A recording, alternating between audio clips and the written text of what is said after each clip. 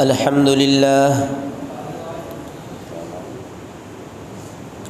لله رب العالمين والصلاة والسلام على سيد المرسلين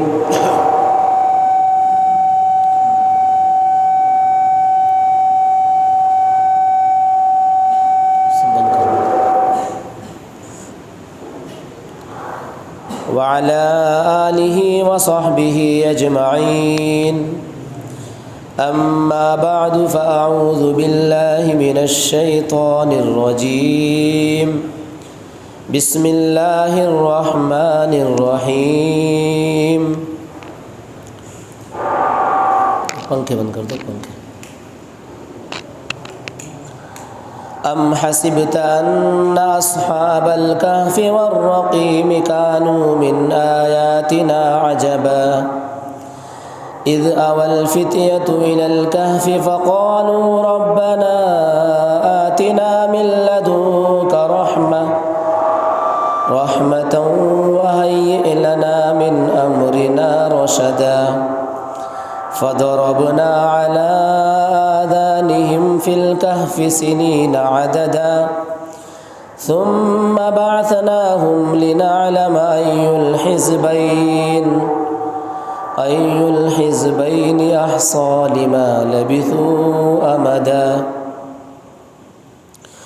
کیا آپ یہ خیال کرتے ہیں کہ غار والے اور پہاڑ والے ہماری عجائبات قدرت میں سے کچھ تعجب کی چیز تھے، اور وہ وقت قابل ذکر ہے جب کہ ان نوجوانوں نے اس غار میں جا کر پناہ لی، پھر کہا کہ اے ہمارے پروردگار، ہم کو اپنے پاس سے رحمت کا سامان عطا فرمائیے اور ہمارے لیے ہمارے اس کام میں درستی کا سامان مہیا کر دیجیے. سو ہم نے اس غار میں ان کے کانوں پر سال ہا سال تک نیند کا پردہ ڈال دیا. پھر ہم نے ان کو اٹھایا تاکہ ہم معلوم کریں کہ ان دونوں گروہوں میں سے کون سا گروہ ان کے رہنے کی مدت سے زیادہ واقف تھا. یہ سورت سورہ کہف ہے اور اصحاب کہف کے واقعے کے تعلق سے اس سورت کا نام سورہ کہف ہے. سورت کے شروع میں اللہ تبارک و تعالی نے قرآن کریم کی حقانیت کو بیان کیا اور پھر یہ بیان کیا کہ قرآن کریم کا نازل ہونے کا پہلا مقصد تمام لوگوں کو ڈرانا ہے، اور اس کے بعد یہ بیان کیا کہ دوسرا مقصد ان لوگوں کو ڈرانا ہے جو یہ کہتے ہیں کہ اللہ اولاد رکھتا ہے. اس کے بعد اللہ رب العزت نے حضور اکرم صلی اللہ علیہ وسلم کو تسلی دی اور کہا کہ اے نبی جی، اگر یہ کافر آپ کی بات نہیں مانتے، آپ کی بات پر لبیک نہیں کہتے، تو آپ غم نہ کیجیے. یہ دنیا تو امتحان گاہ ہے، نہ یہ سیر گاہ ہے، نہ تماشا گاہ ہے، نہ چرا گاہ ہے، یہ تو آزمائش کی جگہ ہے. اور جب تک ہم نے اس بات کو منظور کر رکھا ہے کہ آزمائش لیتے رہیں، تب تک دنیا کا نظام چلتا رہے گا، اور جب اس دنیا کا خاتمہ ہونا ہوگا تو حال یہ ہو جائے گا وَإِنَّا لَجَاعِلُونَ مَا عَلَيْهَا صَعِيدًا جُرُزًا، کہ یہ زمین کے اوپر جو دنیا سجی ہوئی نظر آتی ہے یکایک سب ختم ہو جائے گی اور چٹ یل میدان ہو جائے گا. امام ابو بکر جساس رحمۃ اللہ علیہ نے اس آیت میں ایک مسئلہ نکالا ہے. فرمایا کہ اللہ نے فرمایا ما علیہا صعیداً جرزا، کہ ہم تمام زمین کو ایک صاف میدان کر دیں گے. سعید کے معنی مٹی کے آتے ہیں، اور مٹی اپنی اصل کے اعتبار سے پاک ہے، اسی لیے اگر کسی کو پانی میسر نہ ہو تو وہ تیمم کر کے پاک ہو سکتا ہے۔ یہاں سے مسئلہ یہ نکالا کہ جب دنیا کی تمام چیزیں مٹی ہو جائے گی تو یہ چٹیل میدان جو ہوگا یہ بالکل پاک ہوگا۔ اس سے یہ بات سمجھ میں آتی ہے کہ جب کسی چیز کی جنس بدل جائے تو ناپاک چیز بھی پاک ہو جاتی ہے۔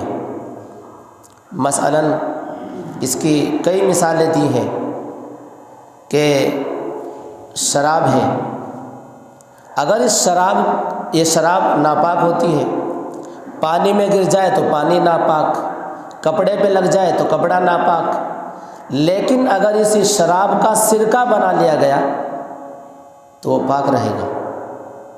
ایسے ہی حرام جانوروں کی جو چربیاں ہوتی ہیں خنزیر کے علاوہ، ان کا بیچنا اور خریدنا ناجائز ہے، اور ان سے فائدہ اٹھانا یہ بھی ناجائز ہے۔ لیکن اگر کسی نے جنس بدل دی، یعنی یہ کہ ان حرام جانور کی چربی کو صابن بنا لیا، تو اس کا استعمال جائز ہو جائے گا۔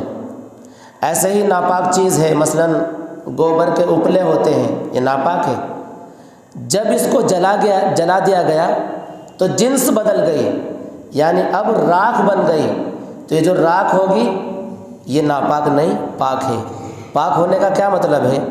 پاک ہونے کا مطلب یہ ہے کہ اگر راکھ کے ذرات کپڑے کے اوپر لگ جائے تو کپڑا ناپاک نہیں ہوگا، راکھ کے ذرات پانی میں گر جائے تو پانی ناپاک نہیں ہوگا۔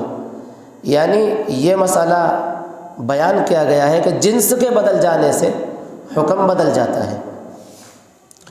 ام حسبت ان اصحاب الکہف، کیا آپ یہ خیال کرتے ہیں کہ غار والے اور پہاڑ والے ہماری عجائبات قدرت میں سے کچھ تعجب کی چیز تھے؟ اب اللہ تبارک و تعالیٰ نے اس واقعے کو بیان کیا ہے، اور واقعے کو بیان کرنے سے پہلے اللہ تبارک و تعالیٰ نے یہ بیان کیا ہے کہ جن یہودیوں نے حضور اکرم صلی اللہ علیہ وسلم سے یہ سوال کرایا ہے کہ آپ اس واقعے کو بیان کریں جو غار والوں کا واقعہ ہے، وہ یہ سمجھتے ہیں کہ یہ واقعہ بڑی تعجب کی بات ہے۔ اللہ فرماتے تمہاری نظر میں تعجب کی بات ہوگی، اللہ تبارک و تعالیٰ کی تو قدرت بہت بڑی ہے، یہ اتنی بڑی زمین، یہ بغیر ستون کا آسمان، اور یہ اللہ کی طرح طرح کی مخلوقات، کیا یہ اللہ کی عجیب عجیب قدرتیں نہیں ہیں؟ اور حضور اکرم صلی اللہ علیہ وسلم کا معراج کا سفر کرنا، اس سورت کا نام سورہ کہف ہے، اس سے پہلی سورت سورہ بنی اسرائیل، اس میں اللہ نے حضور اکرم صلی اللہ علیہ وسلم کا معراج کا واقعہ بیان کیا کہ آپ صلی اللہ علیہ وسلم اپنی پھوپھی ام ہانی کے گھر میں آرام فرما ہے، حضرت جبرائیل اور میکائیل آتے ہیں، آپ صلی اللہ علیہ وسلم کو خانہ کعبہ میں لے جایا جاتا ہے، آپ کے قلب مطہر کو نکال کر دھویا جاتا ہے، پھر آپ کو بیت المقدس لایا جاتا ہے، آپ تمام نبیوں کو نماز پڑھاتے ہیں، پھر وہاں سے آسمان پہ لے جایا جاتا ہے، اللہ تبارک و تعالیٰ تمام آسمانوں پہ اللہ کے نبی کو گھمواتے ہیں فرشتوں کے ذریعے سے، پھر جنت اور دوزخ کی سیر کرائی جاتی ہے، پھر اللہ سے ملاقات بھی ہوتی ہے، بات بھی ہوتی ہے، اور کتنی دیر میں؟ واقعات میں لکھا ہے کہ جس گھر سے اللہ کے نبی گئے اس گھر کی کنڈی ابھی ہل ہی رہی تھی کہ آپ واپس آ گئے۔ تو اللہ کی قدرت تو بہت بڑی ہے۔ اللہ نے اسی کو کہا کہ غار والوں کا واقعہ اگرچہ تمہاری نظر میں تعجب کی چیز ہے، مگر اللہ کی قدرت میں یہ کوئی تعجب کی چیز نہیں، ہاں عبرت کی چیز ہے، عبرت اس واقعے سے تم حاصل کرو۔ ام حسبتا، کیا آپ یہ خیال کرتے ہیں کہ غار والے اور پہاڑ والے ہماری عجائبات قدرت میں سے کچھ تعجب کی چیز تھے؟ کہف کے معنی غار کے آتے ہیں، اور معارف القرآن میں یہ بات لکھی ہے کہ کہف اس غار کو کہتے ہیں جو بہت بڑا ہوتا ہے، اور ایک غار ہوتا ہے، غار اس کو کہتے ہیں جو پہاڑ کے دامن میں ہی ہوتا ہے مگر چھوٹا ہوتا ہے۔ ایک لفظ ہے کہف اور دوسرا ہے رقیم۔ رقیم کے معنی کیا ہے؟ اس کے معنی میں مفسرین کرام میں بڑا اختلاف ہے۔ بعض حضرات نے کہا کہ رقیم ایک تختی تھی جس کے اوپر غار والوں کے نام لکھے ہوئے تھے، اور بعض حضرات فرماتے ہیں کہ رقیم اس شہر کا نام تھا جس شہر کو چھوڑ کر کے یہ نوجوان آئے تھے، غار میں رہے تھے، اس شہر کا نام رقیم تھا۔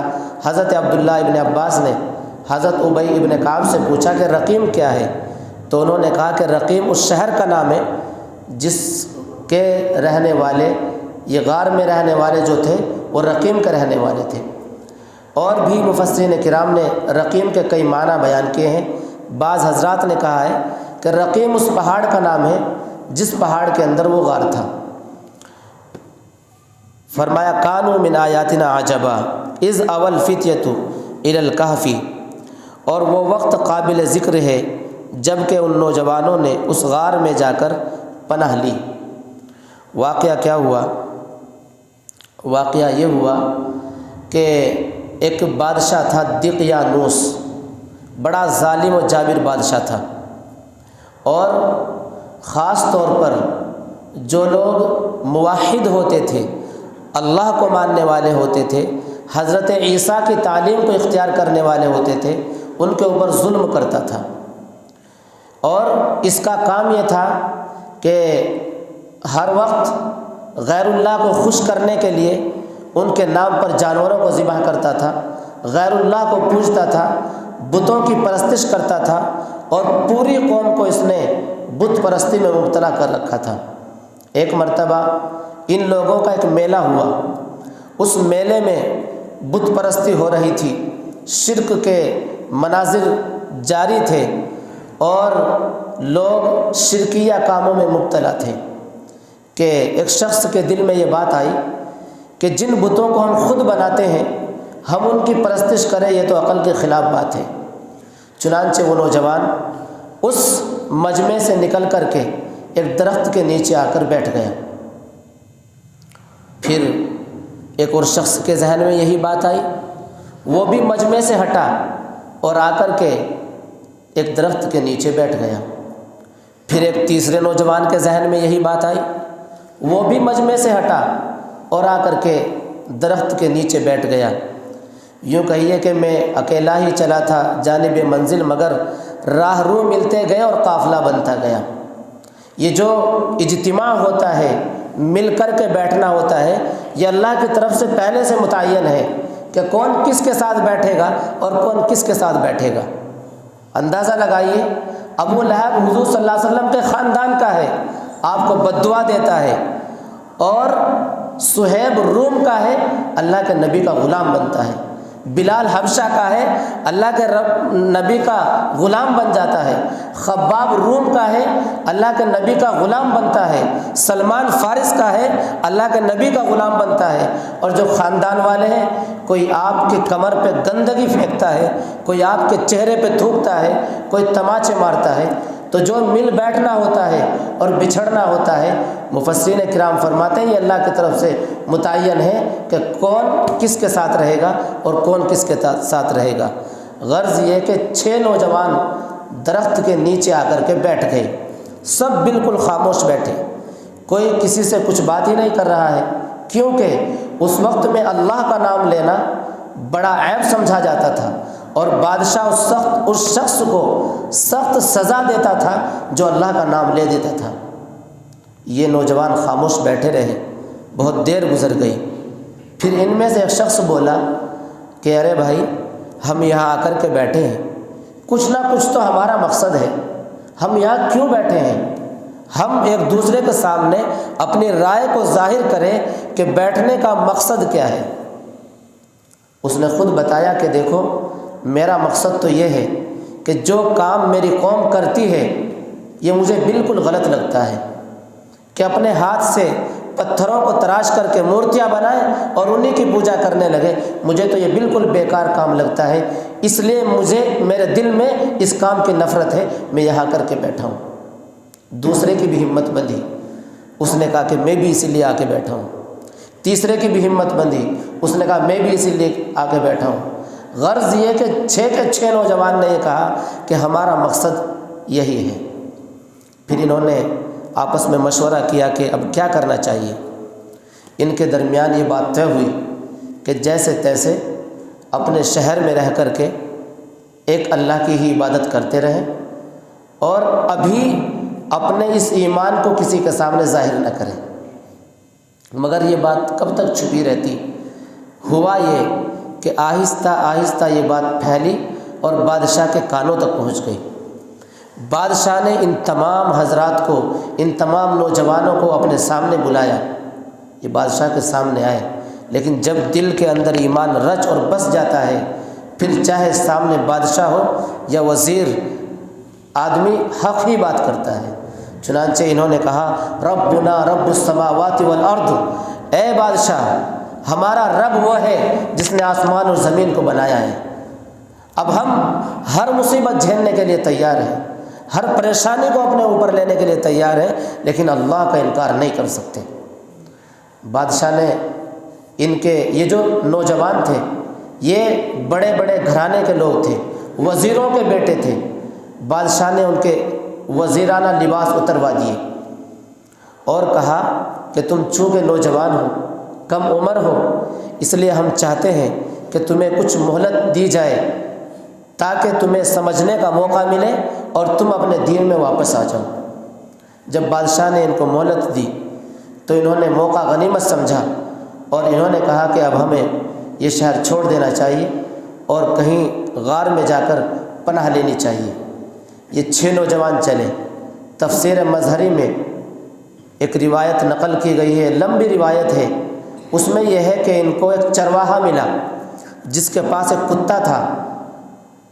اس چرواہے نے ان سے کچھ معلوم کیا تو انہوں نے چرواہے کو اپنا مقصد بتلا دیا کہ ہمارا مقصد یہ ہے۔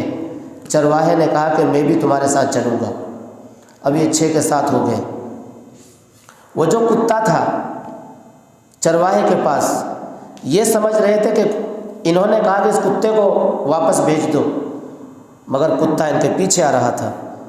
انہوں نے بہت تیری کوشش کی کہ کتا چلا جائے، مگر وہ کتا نہیں گیا۔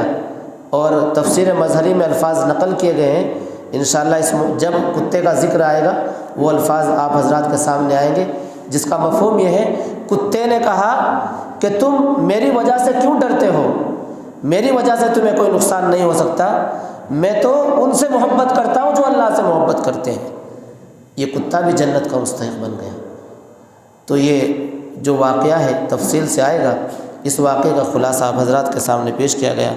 اللہ نے فرمایا اذ اول فتیۃ الی الکہف، وہ وقت قابل ذکر ہے جب کہ ان نوجوانوں نے اس غار میں جا کر پناہ لی۔ فقالو، پھر کہا کہ اے ہمارے پروردگار، ہم کو اپنے پاس سے رحمت کا سامان عطا فرما دیجئے۔ جب غار کے اندر چلے گئے تو جا کر کے دعا کی اور دعا کر کے کہا اے اللہ، ہم نے اپنے شہر کو چھوڑ دیا، اپنے گھر کو چھوڑ دیا، اپنے گھر والوں کو چھوڑ دیا، آپ کے بھروسے پہ چھوڑ دیا ہے۔ اے اللہ اب اپنی رحمت ہماری طرف متوجہ کر دیجئے۔ امام راضی رحمۃ اللہ علیہ فرماتے ہیں کہ رحمت سے مراد یہ تھا کہ اللہ دشمنوں سے ہماری جان بھی بچائیے، ہماری صحت کو بھی باقی رکھیے اور ہمیں ہر طرح کی فلاح، ہر طرح کی کامیابی عطا فرمائیے۔ وَهَيِّئْ لَنَا مِنْ أَمْرِنَا رَشَدًا، اور ہمارے لیے ہمارے اس کام میں درستی کا سامان مہیا کر دیجئے۔ اللہ تبارک و تعالیٰ پر جب انسان بھروسہ کرتا ہے، اللہ کے لیے قربانی دیتا ہے تو اللہ کی مدد آتی ہے۔ اللہ تبارک و تعالیٰ نے ان کی حفاظت فرمائی۔ فَضَرَبْنَا عَلَىٰ آذَانِهِمْ، سو ہم نے اس غار میں ان کے کانوں پر سال ہا سال تک نیند کا پردہ ڈال دیا۔ مفسرین کرام نے لکھا ہے 309 سال تک یہ سوتے رہے، برابر سوتے رہے۔ آگے تفسیر میں آئے گا اللہ نے ان کی حفاظت کی۔ فرشتے ان کی کروٹ بدلتے رہتے تھے۔ اللہ فرماتے تحسبهم ایقاظا وهم رقود، جب ان کو کوئی دیکھتا سمجھتا یہ جاگ رہے ہیں، لیکن وہ سوتے رہتے تھے۔ یہ محض اللہ کی قدرت تھی۔ ثم بعثناهم لنعلم ای الحزبین احصی لما لبثوا امدا، پھر ہم نے ان کو اٹھایا تاکہ ہم معلوم کر لیں کہ ان دونوں گروہ میں سے کون سا گروہ ان کے رہنے کی مدت سے زیادہ واقف تھا۔ پھر اللہ تبارک و تعالیٰ نے 309 سال سلانے کے بعد ان کو جگایا۔ مفسرین کرام نے لکھا ہے کہ حضور اکرم صلی اللہ علیہ وسلم کی ولادت سے 20 سال پہلے یہ لوگ جاگے، اور اس سے 309 سال پہلے یہ سوئے تھے۔ اللہ تبارک و تعالیٰ نے اپنی قدرت سے ان کے بدن کو بالکل ٹھیک رکھا، ان کے اعضاء کو بالکل ٹھیک رکھا، اور کسی کی ہمت نہیں ہوئی کہ اس غار پہ جائے اور ان کے اوپر حملہ کر دے، ان کو کوئی نقصان پہنچا دے۔ امام رازی رحمۃ اللہ علیہ نے یہاں بڑی لمبی بحث کی ہے، اور بعض مرتبہ ذہن میں انسان کے یہ آتا ہے کہ ایسا کیسے ہو گیا، تو امام رازی رحمۃ اللہ علیہ نے تفصیل سے بیان کیا ہے۔ اس تفصیل کا تو موقع نہیں، خلاصہ سمجھیے۔ انہوں نے کہا ہے کہ جب بندہ اللہ کا دوست بن جاتا ہے تو اللہ تبارک و تعالیٰ اس کے ہاتھ پر کرامت ظاہر کرتے ہیں۔ ایک معجزہ ہوتا ہے جس کا ظہور نبی سے ہوتا ہے، ایک کرامت ہوتی ہے جس کا ظہور ولی سے ہوتا ہے۔ اللہ تبارک و تعالیٰ اپنے ولیوں سے کرامت ظاہر کرتے ہیں۔ نبی صلی اللہ علیہ وسلم کے معجزے تو 3000 ہیں۔ حضرت ابو بکر کی کرامتیں بہت ساری ہیں، حضرت عمر کی بہت ساری کرامتیں ہیں۔ حضرت عمر کی ایک کرامت میں آپ حضرات کے سامنے ذکر کرتا ہوں۔ امام رازی رحمۃ اللہ علیہ نے اس آیت کے بعد اس کو ذکر کیا ہے۔ فرماتے ہیں کہ ایک مرتبہ روم کے بادشاہ نے ایک شخص کو بھیجا کہ یہ جو عمر نام کا شخص ہے اس کو جا کر کے دیکھ کے آؤ، اس کا بڑا چرچا ہے، لوگ اس سے بڑے ڈرتے ہیں، جہاں بھی یہ فوج بھیجتا ہے فتح ہوتی ہے، جا کے دیکھ کے آؤ اس کے محلات کیسے ہیں، اس کے قلعے کیسے ہیں، اس کا گھر کیسا ہے۔ چنانچہ وہ جو جاسوس تھا وہ آیا مدینہ میں، آ کر کے اس نے پوچھا کہ تمہارے امیر المؤمنین کا گھر کہاں ہے؟ ان کا گھر کیا تھا؟ کچے مکان تھے۔ تو لوگوں نے کہا کہ ہمارے امیر المؤمنین کا گھر نہیں ہے، ہمارے امیر المؤمنین کو اگر تم تلاش کرنا چاہو تو جاؤ تمہیں میدان میں ملیں گے، جنگلات میں اونٹوں کو چراتے ہوئے ملیں گے۔ وہ شخص بڑا متعجب ہوا، لیکن جنگل میں گیا، اس نے دیکھا کہ اونٹ چر رہے ہیں اور ایک شخص لیٹا ہوا ہے، لاٹھی اس کے پاس رکھی ہے اور زمین پر، اور بالکل زمین کے اوپر چت لیٹا ہوا مزے کی نیند سو رہا ہے۔ وہ شخص کہنے لگا، دل میں اس نے کہا ان اہل الشرق و اہل الغرب یخافون من هذا الانسان، کہ اس انسان سے مشرق والے کیا مغرب والے سب ڈرتے ہیں، سب اس سے ڈرتے ہیں، سب کے دلوں میں اس کا خوف ہے، اور اس کی حالت یہ کہ یہ نیچے سو رہا ہے۔ وہ شخص اس کو دیکھ کر بڑا متعجب ہوا، لیکن پھر اس کے ذہن میں ایک دوسرا خیال آیا۔ اس نے کہا کہ کیوں نہ میں آج، یہ اکیلے ہیں اور میں بھی اکیلا ہوں، کسی کو معلوم بھی نہیں ہوگا، میں اس کی گردن کو اڑا دوں۔ حضرت عمر سو رہے ہیں، اس شخص کے دل میں یہ خیال آیا۔ ادھر خداوند قدوس نے یہ کرامت ظاہر کی کہ 2 شیر اسی وقت زمین سے نکلے اور اس شخص کے سامنے آ کر کے کھڑے ہو گئے۔ اس کا پتا پانی ہو گیا، وہ ہانپنے اور کانپنے لگا، اس کو پورا بدن پسینہ پسینہ ہو گیا۔